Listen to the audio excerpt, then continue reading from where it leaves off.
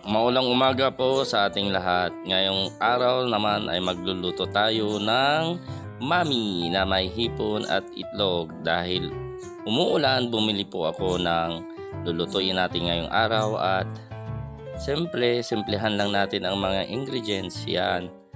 Bumili tayo ng 1/4 na hipon. Tapos 3 itlog lang. Yan po ang almusal namin ngayong umaga. Yan.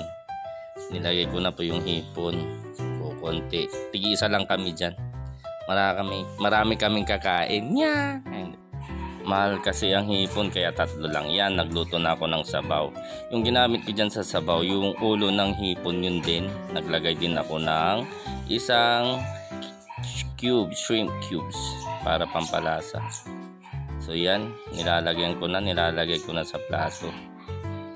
So, unti-unti lang tikman natin kung anong resulta ng aking niluto mga kaiskati.